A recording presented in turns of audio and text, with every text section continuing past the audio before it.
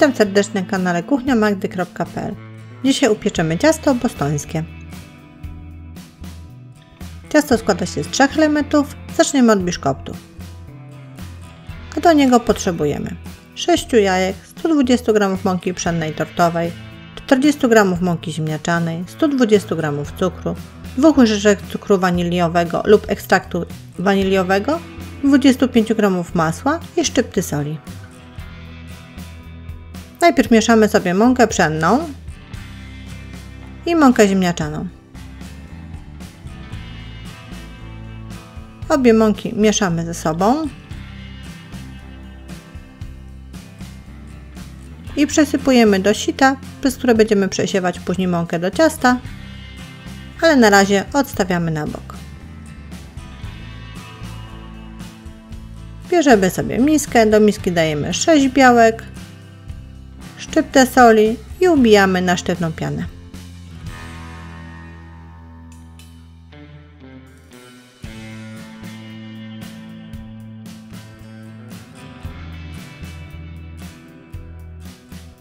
Dodajemy 2 łyżeczki cukru waniliowego lub łyżkę ekstraktu waniliowego i powolutku 120 g cukru. Piana robi się taka bardziej szklista. I wszystko mieszamy aż do momentu, kiedy nie będziemy słyszeć chrzęstu cukru. A wtedy pojedynczo dodajemy żółtka.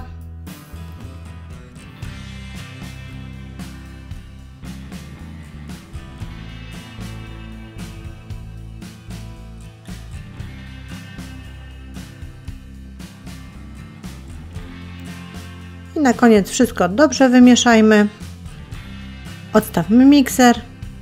Weźmy sobie jakieś narzędzie, czyli łyżkę na przykład drewnianą. Przesiewamy mąkę tortową i ziemniaczaną do naszej masy i już tą łyżką mieszamy.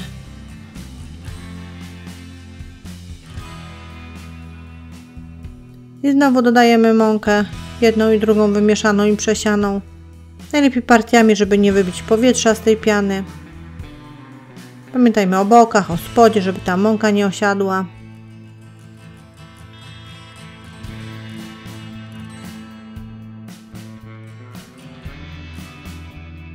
Teraz dodajemy 25 g roztopionego i wystudzonego masła i nadal wszystko mieszamy ze sobą.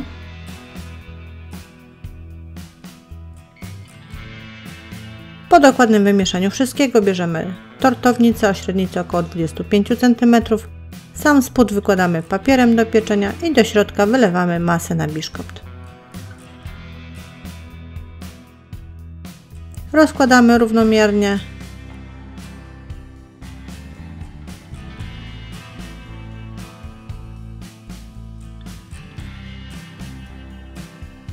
I wstawiamy do piekarnika nagrzanego do 170 stopni Celsjusza, używając grałki góra i dół. Pieczymy tak około 30 minut. Pod koniec pieczenia wbijmy patyczek, czy biszkopt się upiekł. Jak jest patyczek suchy, biszkopt się upiekł. Wtedy wyłączamy i zostawiamy na 15 minut w zamkniętym i wyłączonym piekarniku, a następnie w uchylonym przez kolejne 15 minut. Po tym czasie wyjmujemy i studzimy biszkopt, a po wystudzeniu odkrawamy rant.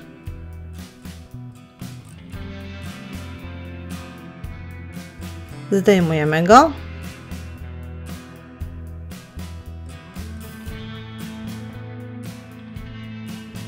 Przewracając do góry dnem możemy zdjąć papier do pieczenia, delikatnie proszę.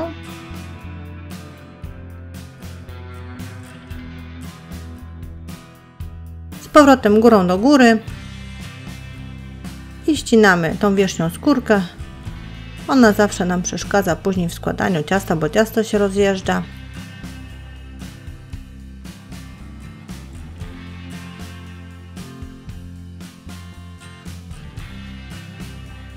Po ścięciu skórki takim urządzonkiem, które się nazywa nóż strunowy, przecinamy na 2 równe blaty. Państwo mogą użyć innego narzędzia, żeby przeciąć biszkopt na pół.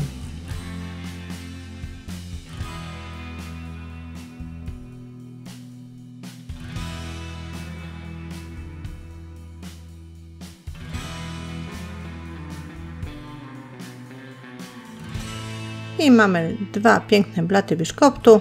Zostawiamy, będziemy ich używać później, a teraz krem.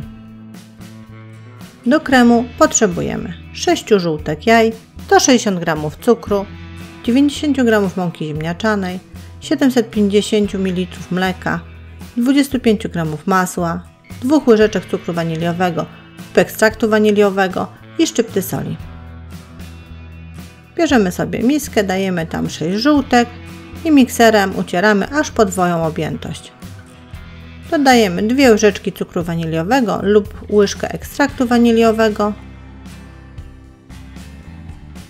i ucieramy, aż żółtka zmienią, tak jak Państwo tu widzą, kolor na taki jaśniejszy. Wtedy mikser zostawiamy, taką miskę również zostawiamy. W międzyczasie wyjmujemy sobie garnek, najlepiej z szerokim dnem, do którego dajemy 160 g cukru, 90 g mąki ziemniaczanej, szczyptę soli,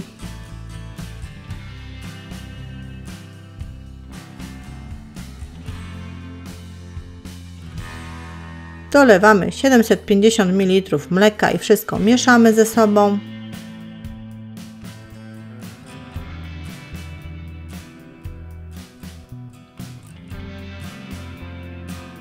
Włączamy gaz. I teraz musimy cały czas mieszać. Ta operacja potrwa około 10 minut. Chodzi o to, że musimy cały czas mieszać i doprowadzić do zagotowania tej mieszaniny. Ona będzie gęstniała w międzyczasie, jak Państwo tu już widzą. Film jest mocno przyspieszony, więc proszę się uzbroić w cierpliwość. A kiedy będziemy wiedzieli, że mieszanina się zagotowała? Wtedy, kiedy pojawią się takie bąble, gejzery powietrza. To zajmuje, tak jak mówiłam, około 10 minut. I po tym czasie zdejmujemy garnek z gazu. On tam się może dalej palić, albo możemy go zgasić, jak Państwo wolą. A my do naszego garnka dodajemy 25 g masła i mieszamy z mieszaniną.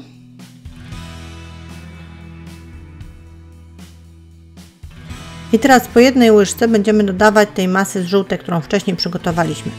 Dodajemy i mieszamy. Wszystko robimy ręcznie.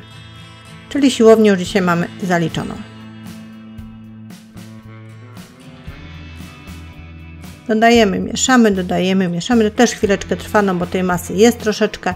U nas już wszystko dodaliśmy. Mieszamy ostatecznie i stawiamy na gaz z powrotem, po to, żeby powtórnie to zagotować. Nadal cały czas mieszając. Nie zapomnijmy o mieszaniu, bo to się przypali. Będą Państwo mogli to wyrzucić i przygotować nowe.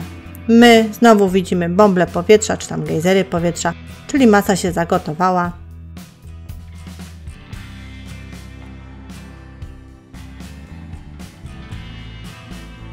Zdejmujemy ją powtórnie z gazu.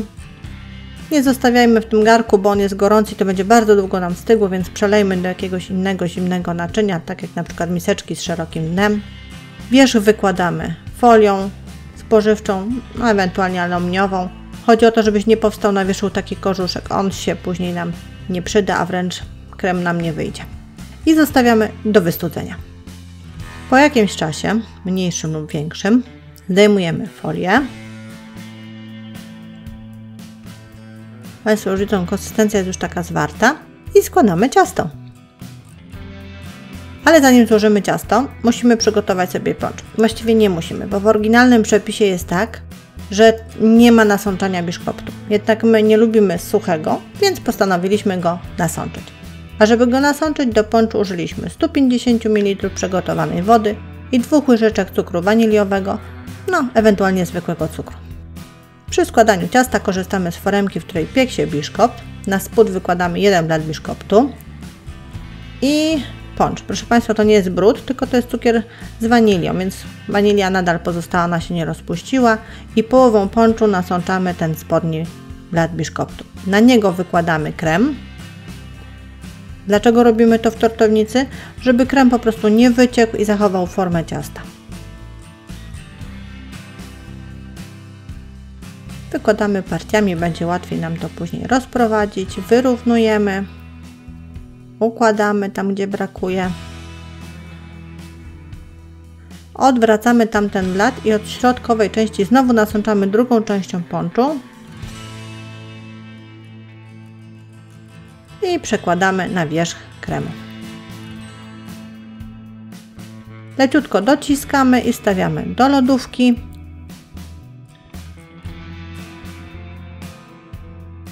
Żeby wszystko zastygło. Tak na kilka godzin spokojnie wystarczy.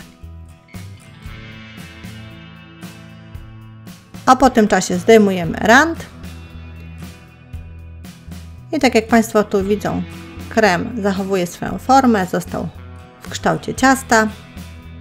I teraz możemy przygotować polewę czekoladową, do której potrzebujemy 100 g czekolady mlecznej, 50 g czekolady gorzkiej, około 80 ml śmietanki kremówki 30% i 25 g masła. W kąpieli wodnej rozpuszczamy 100 g czekolady mlecznej, dodajemy troszkę śmietanki, ale nie całą naraz, bo to zależy od czekolady, czy będą Państwo potrzebowali mniej czy więcej tej śmietanki. Dodajemy 25 g masła, wszystko rozpuszczamy.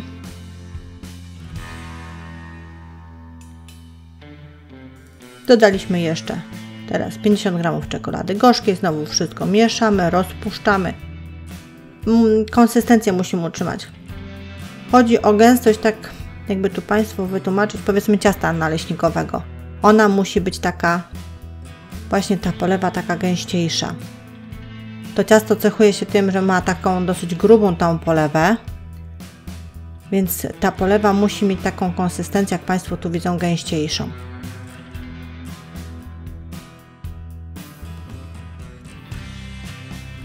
Wszystko wylewamy na wierzch, rozprowadzamy tylko i wyłącznie po wierzchu i ta polewa musi sama spłynąć po bokach. To też jest cecha charakterystyczna tego ciasta. Czyli nie rozprowadzamy po bokach, tylko po górze. Ona sobie tam pościeka, ta polewa, i utworzy takie ładne wzorki. O, tak jak Państwo tu widzą. Ciasto wkładamy do lodówki, tak żeby zastygła polewa, a później możemy jeść, delektować się. Jeszcze test krojenia, delikatnie.